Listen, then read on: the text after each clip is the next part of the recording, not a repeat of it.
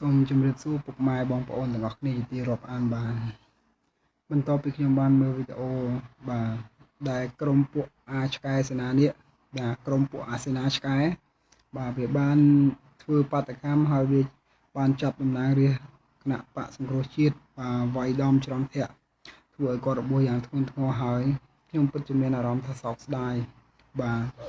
ខ្ញុំពិតជាមើលឃើញបាទនៅទង្វើដ៏ថោកទាបរបស់ក្រុមបកប្រជាជនបាទយ៉ាងច្បាស់តាមពិតទៅទោះបីថា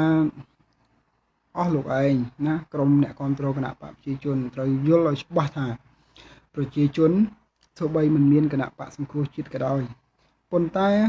ចិត្តរបស់គេគឺគេបានស្អប់ពួកអស់ហើយយូរហើយណាពួកគណៈបកប្រជាជនពួកអាឆ្កែអញសួរពួកឯងថាណា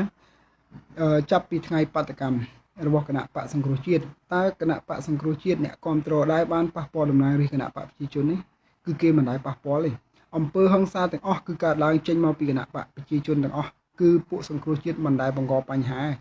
កាលពីមុនគេបាតកម្មមែនណាគេទៀមទាមែនប៉ុន្តែ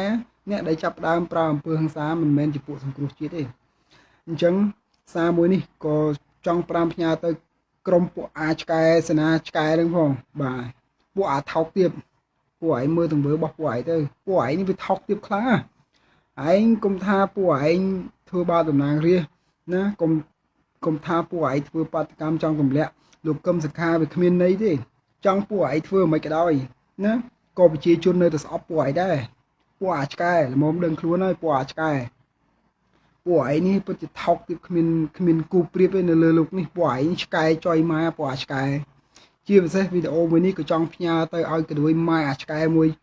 ដែលជាក្រុមសេនាឆ្កែហ្នឹងផងបាទឲ្យវាបានឃើញហ្មងអញចង់ប្រាប់ឲ្យថាឯងមិនថាឲ្យធ្វើយ៉ាងម៉េចទេឯងកុំថាឲ្យទម្លាក់លោកកឹមសុខាបានថាប្រជាជននឹងគេលែងស្អប់ពួកឯង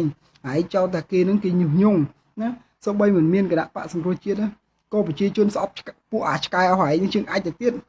គេមិនមែនជឿគណៈបកសង្គ្រោះជាតិទេគឺប្រជាជនគឺបងប្អូនខ្មែរទាំងអស់គេបានមើលឃើញនៅទង្វើរបស់ពួកឯងឥឡូវគេបានមើលឃើញហើយណាថាទង្វើរបស់ពួកឯងវាថោកទាបប៉ុណ្ណាពេលគេបាតកម្មណាយកប៉ូលីសយកទៅហ៊ានណាមកវាយធ្វើបាបគេចូលត្រង់ពួកឯងវិញណាពួកឯងធ្វើបាតកម្មអត់មានប៉ូលីសណាមកមើលទេហើយឯងមិនត្រឹមមកធ្វើបាតកម្មហើយឯងបករឿងឲ្យវាយតំណាងរាស្ត្រគណៈបកសង្គ្រោះជាតិទៀតពួកឯងនេះពិតជាថោកទាបលើក្នុងលោកនេះគ្មានណាថោកទាបដូចពួកឯងទេអញនិយាយមែនអញហ៊ាននិយាយថ្ងៃនេះអញមិនខ្លាចទេព្រោះទង្វើរបស់ពួកឯងគឺបានបង្ហាញគេយ៉ាងច្បាស់ណាថាពួកឯងជាមនុស្សកំសាកពួកឯងនឹងមិនហ៊ានប្រឈមនឹងការពិតណាពួកឯងវាអន់វាថោក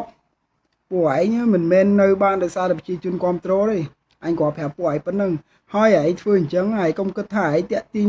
ចិត្តប្រជាជនថាគេធ្វើឲ្យគេមើលឃើញទង្វើល្អឯងធ្វើអញ្ចឹងគឺធ្វើឲ្យកាន់តែប្រជាជនស្អប់ពួកឯងឡើងស្អប់ពួកឯងឡើងពួកឯងត្រូវដឹងខ្លួនឯងកុំថាទង្វើប៉ុណ្ណឹងឯងថាឯងគ្រាន់បើឯងធ្វើឲ្យប្រជាជនគេសប្បាយចិត្តណា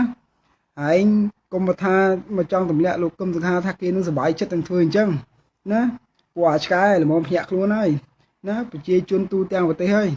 អញប្រាប់ឯងដើរទៅកន្លែងណាក៏ដោយក៏គេលឺតែគេនិយាយដែរណាគេមិនហ៊ាននិយាយជាសាធារណៈតែក្នុងចិត្តរបស់គេគេបានដឹងអស់ហើយថាពួកឯងនេះគឺជាពួកថោកទាបណាជាពួកប្រាក់ពួកអាងអំណាចហើយមើលគ្រាន់តែមើលបាតកម្មដឹងហើយពួកសង្គ្រោះជាតិវិញមើលហ៊ានទៅបាតកម្មអញ្ចឹងគឺដឹងតែមានប៉ូលីសមកហើយដឹងតែដបងមកហើយណាហើយពួកឯងធ្វើវិញគ្មានប៉ូលីសណាអត់ក្បាលហើយឯងទៅស្ទាក់ឡានគេហើយទៅចាប់តំណាងរាស្ត្រមកវាយទៀតពួកឯងធ្វើនេះគឺធ្វើឲ្យកាន់តែប្រជាជនស្អប់ពួកឯងឡើងទ្វេដងអញក៏ប្រាប់ពួកឯងប៉ុណ្ណឹងបាទហើយថ្ងៃនេះខ្ញុំមានតែកំហឹងប៉ុណ្ណឹងខ្ញុំចង់ផ្ដាំផ្ញើទៅអាក្រុមសេនាកណ្ដួយម៉ែអាឆ្កែហ្នឹងផងបាទសូមអរគុណ